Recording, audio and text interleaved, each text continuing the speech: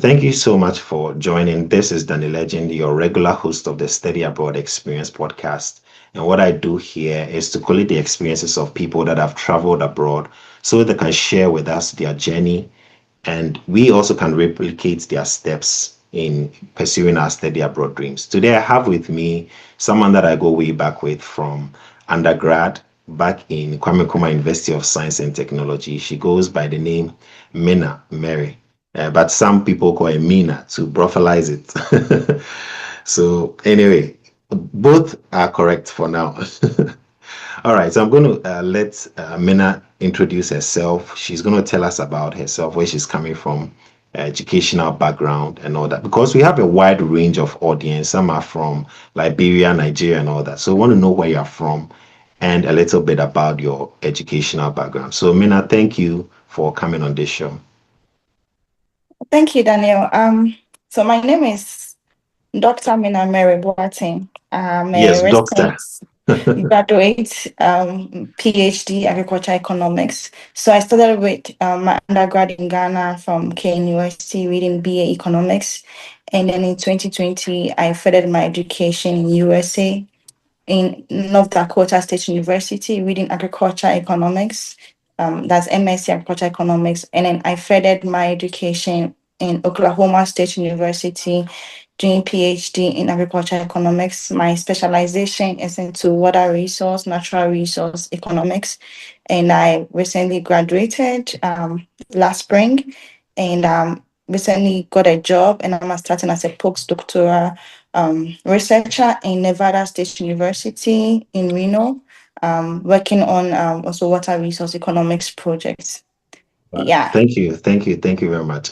yeah. Pardon me, sometimes you're with someone for a while, you forget their doctor now. So yeah, pardon me. All right. So, I deal with a lot of people who want to study abroad, right? And we just want to talk about it. What are some of the things that they should first look out for in their journey in terms of the type of school they want to go? Does their GPA and all those things really matter? What are the basic things they should be looking out for if they want to come and study abroad? So starting from coming from your undergrad to further your education in your master's program, or maybe you're even coming from high school to undergrad. Right.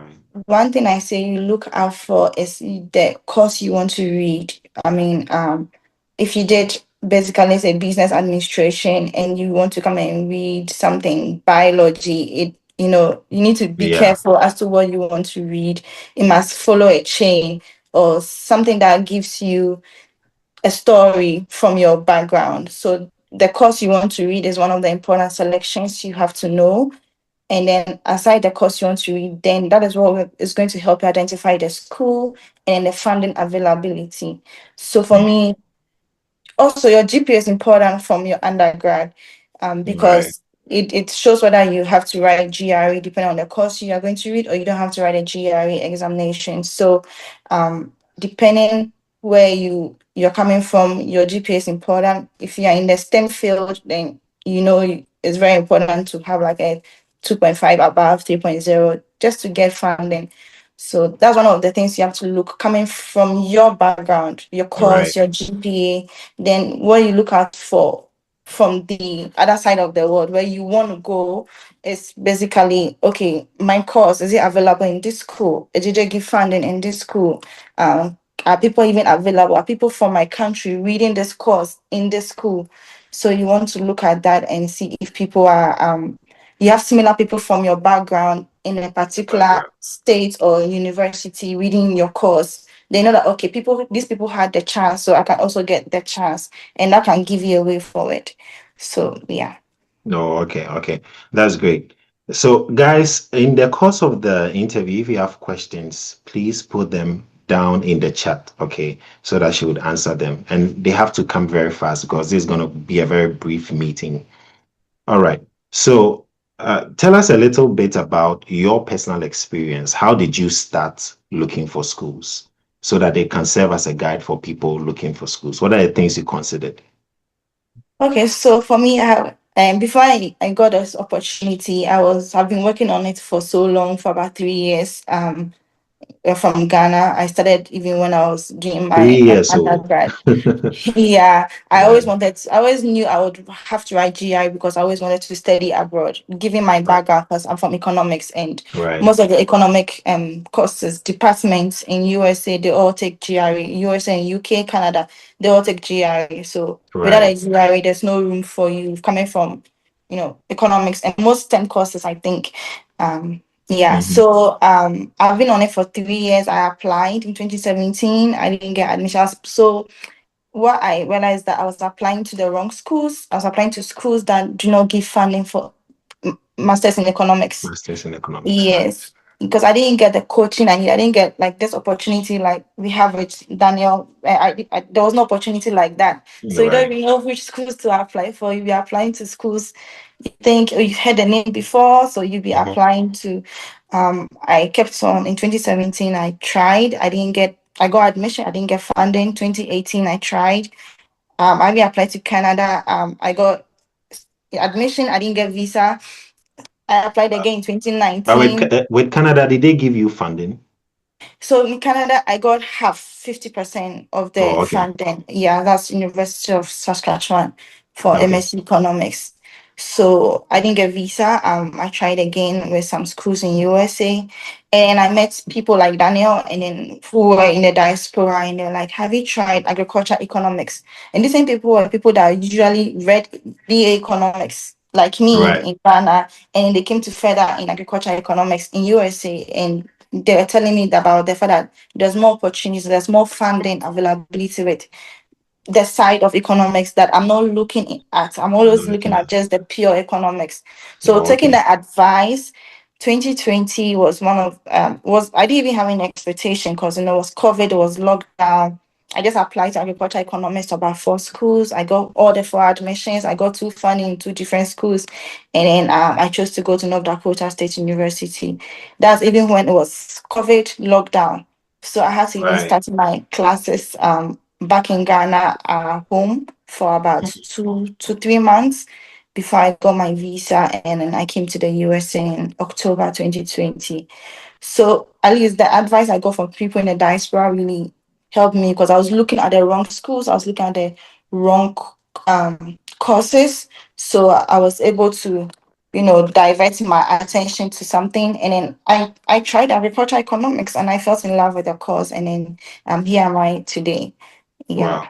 Wow. Wow. That's brilliant. Would you give a counsel, some form of counsel to people who are too comfortable with one side of, let's say, a certain field that they should explore their options in other fields? Would you give them that counsel?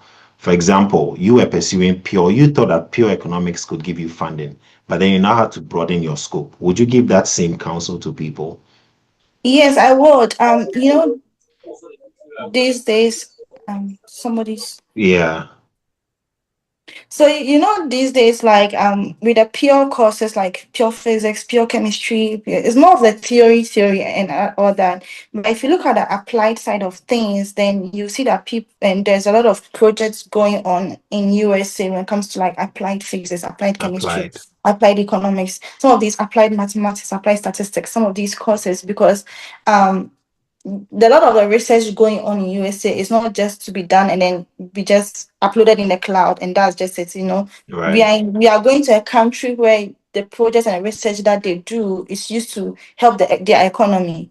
So there's the funding that comes with these projects, and they need research assistants, they need teaching assistants from the graduate school to support or Right. to help them do this research. So if you are coming from, let's say, yeah, you did business administration and yeah, you want to be a business and entrepreneur, but no one is going to give you money to become an entrepreneur in USA. Yeah. Like this comes from your own money. So if you look at, okay, let me just do agribusiness instead of just focusing Exactly. on business, then with agribusiness, there's a project going, there's some government or state projects going on about maybe crops and stuff, which you can participate in, so that you can be paid as a research assistant to be able to get funding for your education.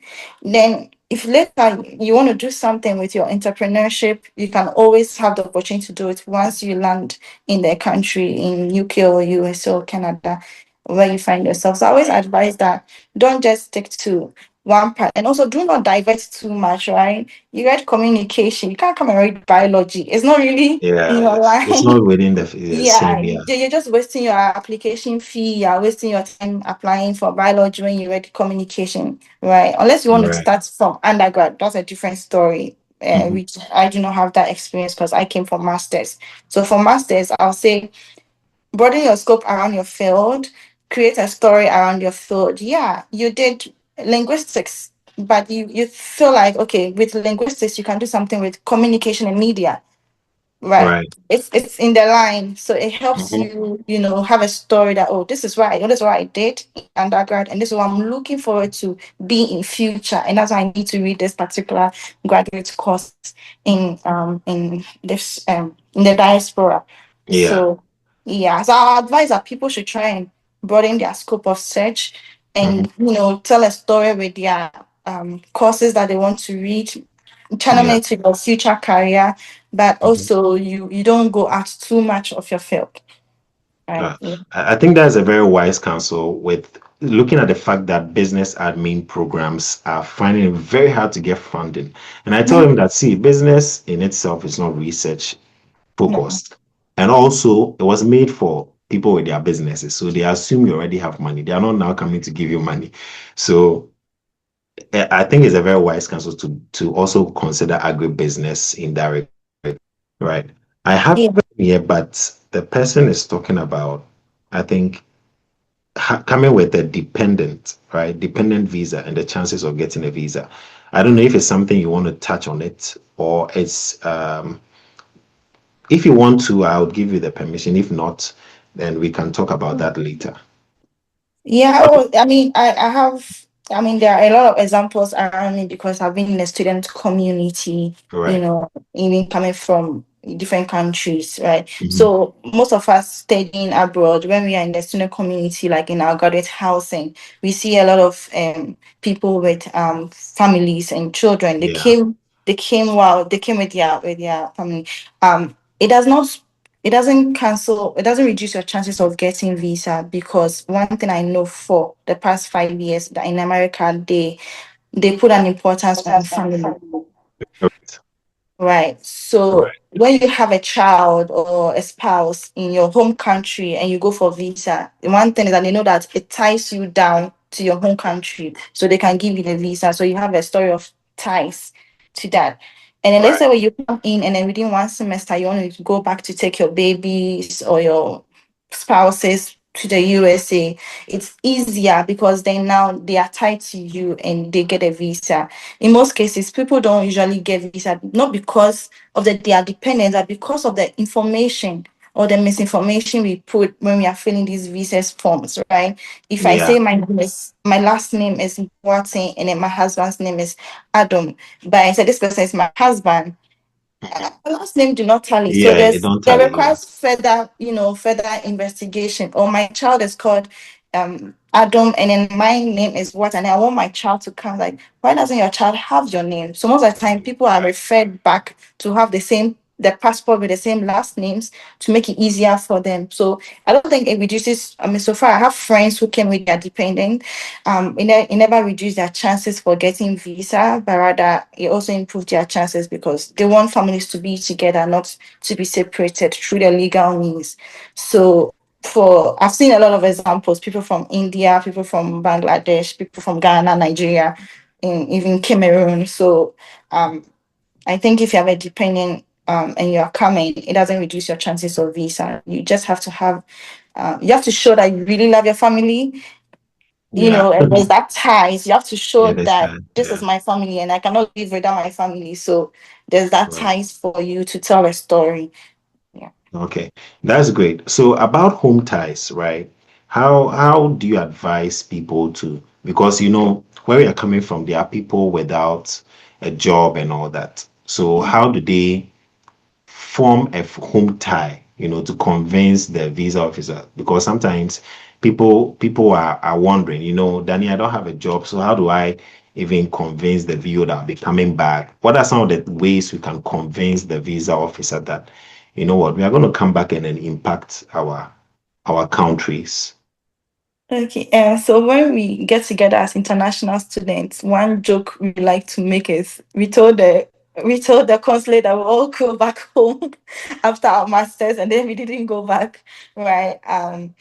So And then some say they want to go and be lecturers, right? I think it's yeah, one so of them. basically, like I said, it all ties to your future career. Even Right. if sometimes you don't know what you want to be yet, you have to, like watch some of these YouTube videos and research and see how you can tie your story to a future career where that would be needed back in your country. And when I was coming, I didn't have family, like I'm not married, I don't have kids, I don't have anybody. I was literally even not working because of COVID, right? But the whole story is really you have to find something that really is ties to your cause and then you yourself. So Right. I think once I said I think if I remember 5 years ago, so we have only one commodity trading office in Ghana, which is in Cocoa. Yeah. So if you don't get a chance to work in Cocoa Board, you never have access to commodity trading. Yeah. And commodity trading was one of the courses in agribusiness, agriculture Yeah. economics, what I was looking Exactly. forward for. So my whole story was okay. I want to come further my education, masters in agriculture economics, get us the opportunity to do commodity trading because the school I was going to have that commodity trading room, and Yeah. with that expertise, one day I can come back and work with Cocoa Board, Mm-hmm. Mm. right, as a director or as a manager, or Yeah. Yeah. in that Even commodity though trading nobody has room. promised you.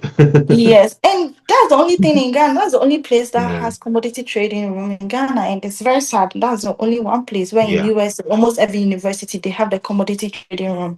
Mm-hmm. So that gave them okay. This lady needs opportunity to come back to use it to work in her country. So Yeah. that was like my ties, like right. It was career oriented. So if you don't have a family to tie you down, a business, a support system in Ghana or in your country to tie you down, then you have to find a way to use your career to tie it down. Yes, of course. Aside doing what I wanted to do in Cocoa Board, I also wanted to be a lecturer. And because courses like agriculture economics in Ghana is not really heard of, it's not Yeah. really done, it's just either economics or agriculture. Mm-hmm. So the so I was just trying to bridge the whole gap between USA and Ghana and where I fit into the gap as a story. You always have to have a story. Have a story. You have to have a Yeah. story. Mm. Yeah. Very essential. So you spoke about GRE when we started the interview, and Alpha K has a question. He's saying that about the GRE, I have a Mhm. CWA of 61.6, and about three applications went down the drain. Is there need to write the GRE, and what does it actually involve? Is there need to write it? And he says that his program is environmental science. Okay. So your rejection probably might not just be even just based on your CWA. If you convert 61 to GPA, then you are roughly between 2.1 to 2.5. Basically, I'm not so sure about The the, conversion. the convention, but yeah. And then you went to look at environmental science department on one school, and they said they need a GPA of 2.7 at least or 3.0. So the question is, do you see if you fit in first in the GPA required from the school? Because I've worked a lot of people, and almost every school puts it on their website that yes, there is there's a requirement for you. Then You're after right. that, the department will also state on their website that if you need a GRE to fit into the admission, so I'll say yes. Maybe now you think, okay, the department didn't say that. Maybe for school A, the department didn't say they need a GRE. But school B, school C, school D, all the other five schools say they want GRE. But you Right. chose not to write GRE and you chose to apply to schools who do not take GRE. Mhm.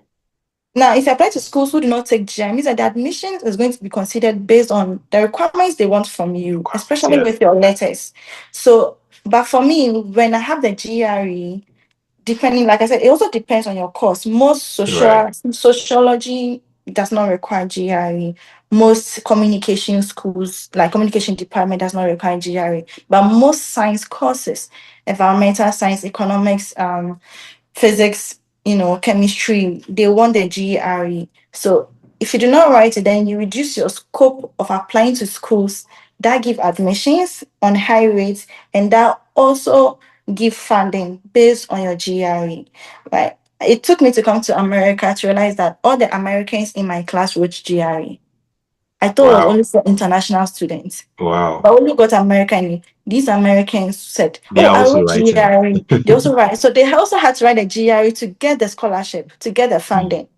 So how are you so comfortable seeing that 5 schools want GRE, 2 schools don't want GRE, and you decide not to write GRE? mm. The research has to be done. Like Right. I always tell people, you have to do your research. Right. Don't waste your time to apply to schools that do not, you don't fit into the requirements. They want Mhm. 3.0, but you have 2.1, and you really still want to write. And yet you didn't even email the department. You didn't even email them and tell them, hey, this is my GPA, but I don't have money for GRE. Can I still Mhm. apply? I have this research background. I have this Yeah. background. Can I still apply? Right? Sometimes you even Mm, have to ask permission from the department to go ahead and apply, given your background. Then the mm, department will tell you, hey, even if you apply, we want people with GRE, so we advise you to write GRE. mm. Right. So Wow. GRE can be good, especially if you're from environmental science. You get a lot of opportunities. You get a lot of schools Yeah. to apply to that give you funding. You can Yeah. even, instead of just going to just maybe environmental science, you can, there are bigger umbrellas that environmental science is within, right? So you Right. can look at some of these bigger umbrellas, like that has to do with what's it called? Civil engineering. I think they have some hydrology and environmental stuff issues. So you Yeah. can go to the bigger umbrella natural resource that has environmental science inside natural resource department because you have the GRE, so you fit into, Right. under the bigger umbrella, Mm-hmm. right? Then you can specialize when you enter into the bigger umbrella. So I think if you're coming from a STEM background, yeah, GRE will go a long way for you. Right. Thank you. Thank you so much. Now, I realize one thing with schools that don't take the GRE, that the Mhm. competition is more Yeah. because a lot of people don't want to go and write it. So they're all looking for schools that are not taking the GRE. So you face a lot of competition in that Yeah. area. I Yeah. realized. Yeah. Yeah. Yeah. And it's the same story if you're even internal, like if you're even like in abroad already, you finish your masters, you're going to do PhD. They're not going to say because you did your masters in America, don't bring GRE. Oh, yeah. Like Yeah. Exactly. they are literally taking GRE from you, whether you are from any country. It doesn't matter your country. What matters is this is the course requirement. We need people who have GRE with a certain score. So if you don't fit into it, then do not go near. But when you fit into it, you know that okay, yes, I fit into these criteria or requirements, so I can apply to these schools. So it even applies to people in US or Canada who are moving from their masters to their PhD, right? So like I Right. said, it applies to everybody, whether you're American or Canadian. Yeah, I know for North America, yeah, but for UK, I know most schools are very, low on GRE in UK, Yeah. and especially Yeah. because they also don't have a lot of funding. Right, because most of the Hmm. UK schools, you get your funding from Ghana or your country. Either you get scholarship secretarial funding or you get Chevron scholarships. These are things that people used to And a go to. MasterCard and all A that. Yeah. MasterCard. Yeah, these are people used to Yeah. go to UK. But it's not like the department is giving you some funding, but it comes Hmm. from agencies or your country's government. So Right. yeah, but for North America, it's the most common exams to get Yeah. scholars. Yeah. So I'll take about two questions and then we wrap up. So, Kolade is asking, Yeah. do I get a chance with self-sponsorship? They don't have a sponsor. They want to sponsor themselves. They have some savings. Do they get a chance? Well, yeah, I mean, they want your money. Every university is not just like they're giving free education. Like we came to US or Canada to realize that um a lot of even Americans take loan to go to school, Mm. right? Yeah. So if you have the money to pay for your fees, they'll give you the admission. Mm. Though, yeah, but not irrespective of your GPA. Of course, the GP. requirements must be satisfied. Your Right. GPA or your visa. Okay. He said Okay. you He have a says I mean chance. visa. Okay. Oh, Okay. oh yeah. It's visa So officer. Okay. yeah, so I Right. mean, I think well, I've seen. So before when I came, I did. There was not. We didn't hear about international student taking student loan or coming to school. And most of the people, I'm just speaking from my experience, like Yeah. example, most of the people I had met came in with scholarship. Right. Now, people that I met, I think I met one person who did not come in with the scholarship from the school, but got money from like Ghana government and used that money to come and pay his tuition Oh, okay. himself.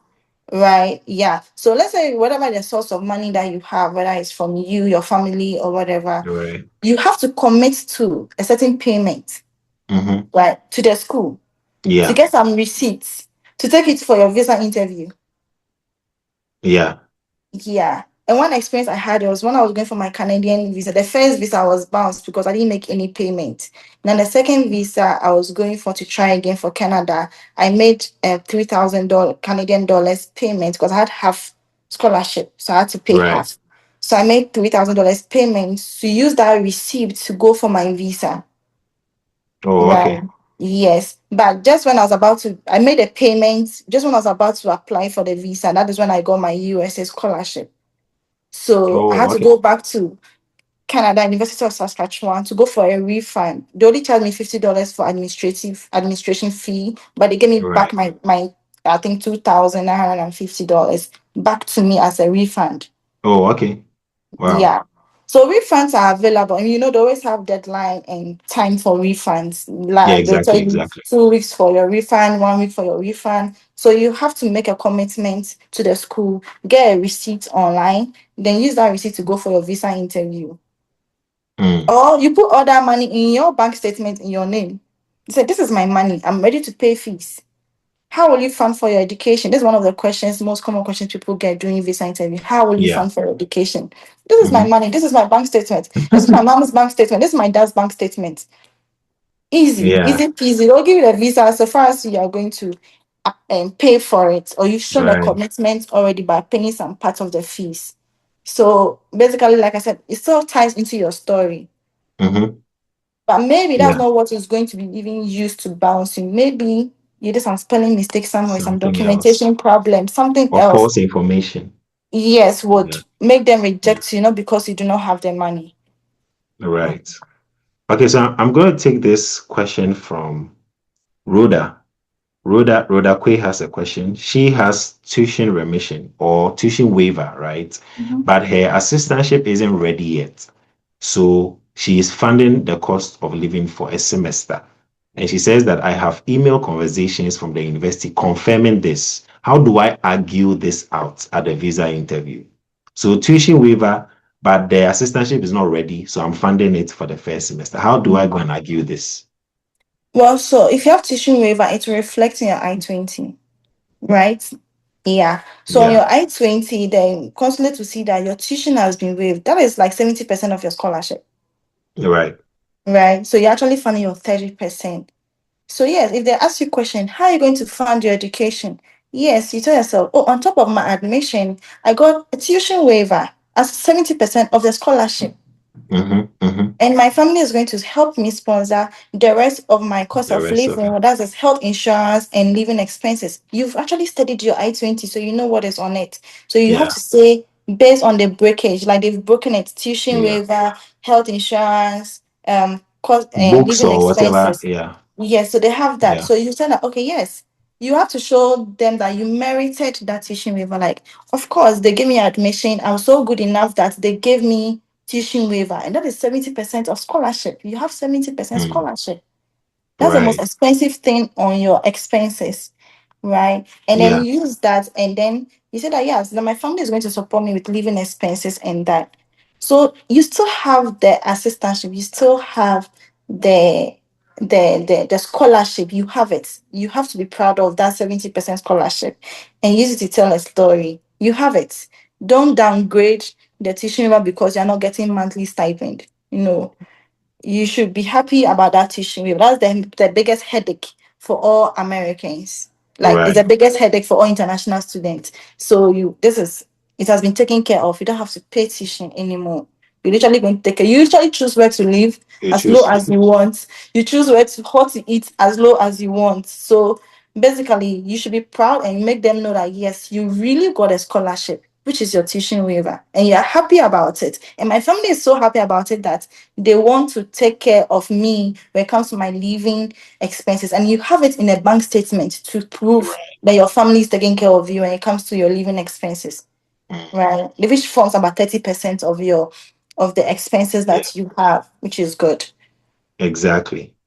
All right, thank you. So let me answer this question from Nanentry. He is asking, how can I write the GRE? So one thing that I tell people is uh, just go to Google Maps and then type in GRE centers near me, and then you see the ones that are closest to you. You can give them a call and ask of how the exam is like, when they take it, and all that. They are going to answer you.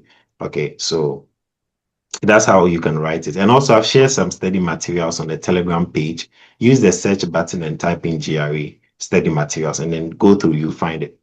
All right, so Mena, we will not take much of your time. We are wrapping up. So, any final words in just about a minute? We have 4 minutes. So, just about a minute. Any final words you have for people that want to study abroad? Well, I'll say that now things have become tighter than it used to be, and so the major change on requirements they are looking out for when it comes to you applying for visa and getting your visa has to do with your social media handles, and that they would want to investigate and get to know what is on your social media handle. So please pay attention to some of these changes in visa requirements when it comes to applying to, especially in USA. I think Canada, UK, they're still, the same thing. I'm not sure about that, but um yeah, look at those and then respect these visa requirements. And also schools, a lot of things are happening, are changing around the world. There's a lot of loss of funds because of political changes. The funding availability has reduced like it used to be. So look at where the funding is, right? I see some people doing BS nursing and they want to come to USA to come and read something. Do you come and read MSc nursing? Can you afford it? Nursing does not do funding. Nursing you have to pay out of pocket, All right? right. So you look at some of these things, right? And let's say you want to come and do public health, but the funding for public health, you have to read the news, check on the internet. The funding for public health has really gone down. All So right. when you apply for masters in public health, the probability that you get funding has reduced, right? A lot of funding has to do with climate issues, environmental issues that has come down. Please check the news, get to know what is on the news and online before you start, committing, because it's going to help you with that information. And it takes a while to research. I know the most difficult part about applying to The school is the research. research. Yeah, But that's true. if you have come to USA, you're going to live your life as a researcher. So, or even in Canada, like most schools, what they Yeah, use international students for is to do research. So, if you right. cannot, I always talk about if you cannot research, take time, 1 hour every day to research about your school applications. How are you going Mm. to live 24 hours in Canada, USA, researching? Yeah. Right? So Mhm. please take time to do your research, get to know what is going on in the news, where the funding is, where the scholarships are, which departments are still giving funding and admissions, and then do an early application, and then let's see what the rest God can do. But do your part. Yeah, Right, that's the right. thing. Yeah, All right. Thank you so much, Mena, for your time and being on the show. We really, really appreciate your coming and then dedicating yourself to answer questions that, yeah. prospective students want to find answers to. And thank you, everyone, audience, for joining. And I believe that you learned a great deal of stuff that are going to help you in your next application. So thank you so much. We will meet again some other time. Bye.